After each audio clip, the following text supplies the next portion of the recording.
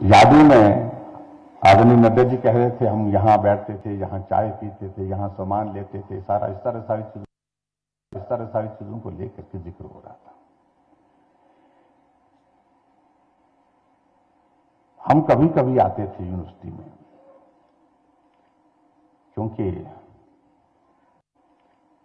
क्योंकि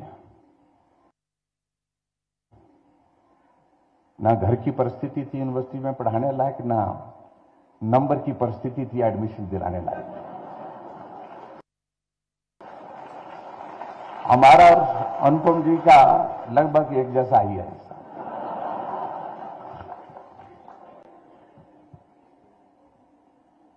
लेकिन मुझे अच्छी बात ये लगी कि ये मंच, इस मंच पर हम मंडी कॉलेज से यूथ फेस्टिवल में परफॉर्म करने के लिए 2 बार आए। एक बार तो हम नंबर नहीं जीत पाए, लेकिन एक बार हमारा जो प्ले जो है वो दूसरे नंबर पर आया, तो आनंद हुआ। वो दूसरे नंबर पर आया तो आनंद हुआ बहुत। और शिमला में जिंदगी में पहली बार आया था, ऊपर से बर्फ पड़ गई। यहां ये नीचे का जो लॉ डिपार्टमेंट के साथ अब तो बड़ी बिल्डिंग बन गई, उसके साथ जो छोटी सी बिल्डिंग आजकल मालूम नहीं क्या है, हमने रात उसमें गुजारी है। और ये भी स्थिति थी कि जब कॉलेज के उस यूथ फेस्टिवल के लिए आए तो कहा गया कि हमको कहा टीचर ने कि वहां पर ठहरने की कठिनाई होती है, सर्दी का मौसम है, तो बिस्तर साथ में लेकर जाना पड़ेगा। तो हम बिस्तर लेकर के आए थे, तो यहां सोई एक रात गुजारी है यहां। तो उस तरह से बहुत सारी यादें इस प्रकार की जो है वो यूनिवर्सिटी से कॉलेज के जमाने में जुड़ी। मैं मंडी कॉलेज में पढ़ता था और वो कॉलेज भी बहुत बड़ा कॉलेज, उस वक्त भी उसकी लगभग स्ट्रेंथ जो है 5000 प्लस रहती थी।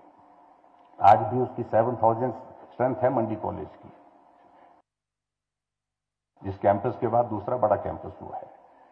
लेकिन मैं ये कह रहा हूं कि जो कैंपस के अंदर जो जिंदगी का जो वक्त गुजरता है एक छात्र के नाते, कुछ भी मिल जाए, कहीं भी आप पहुंच जाए ऊंचाई पर,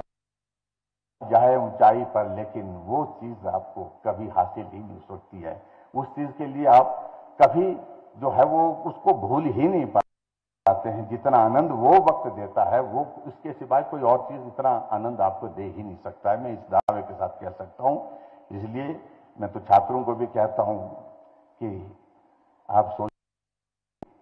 आप सोचते होंगे ये बड़े लोग बन गए, नड्डा जी बहुत बड़े हैं, लेकिन नड्डा जी और हम सब लोगों से पूछेंगे आप कि सबसे बेहतरीन जिंदगी का वक्त कौन था, तो हम कहेंगे जब हम कॉलेज में पढ़ते थे, यूनिवर्सिटी में पढ़ते थे, जब हम छात्र थे। इसलिए आप लोगों ने आगे बढ़ना है और आगे बढ़ करके बहुत ऊंचे स्थान पर पहुंचना है। लेकिन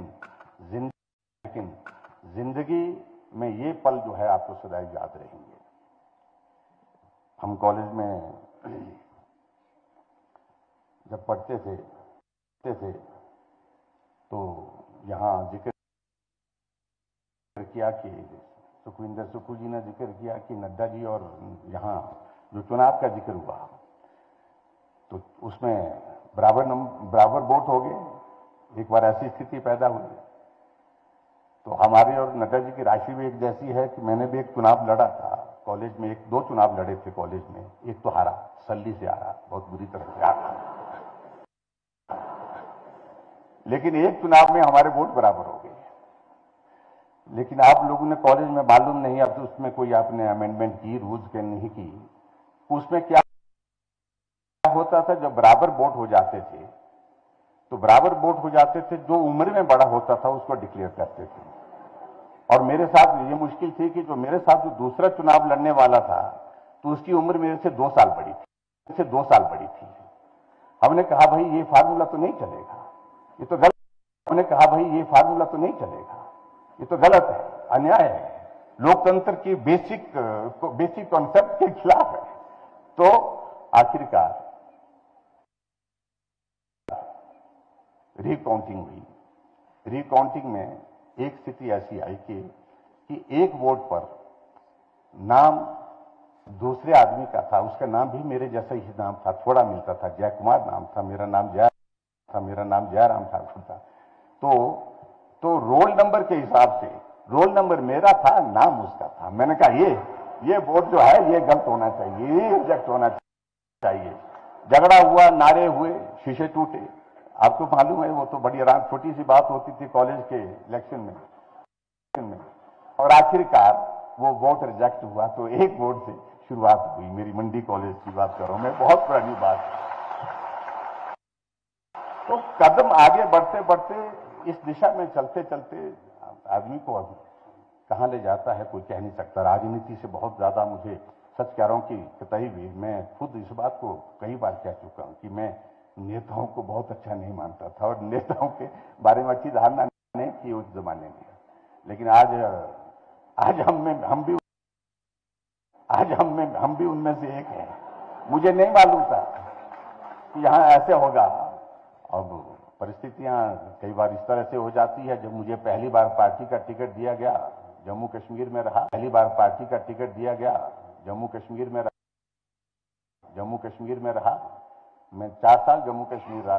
जब एक्सोडस हुआ था, मैंने उस वक्त का वो दौर देखा है। कश्मीर के पंडित जो अच्छे खानदान के थे, करोड़ों रुपए की संपत्ति छोड़ करके, घर बार छोड़ करके, टेंट में रह करके सड़क के किनारे जिंदगी बसर कर रहे थे। वो बहुत पीड़ा का दौर था। उस वक्त हम वहां पर थे। तो मैं इस बात को इसलिए कह रहा हूं कि जिंदगी में कई बार भाग्य अपने आप तय करता है उस तरह से। और जहां सिर्फ भावनाओं का सम्मान हो, जहां यादों को ताजा करने का अवसर हो, यही मुझे आप सबके बीच में कहना है। बहुत बहुत धन्यवाद। नमस्कार।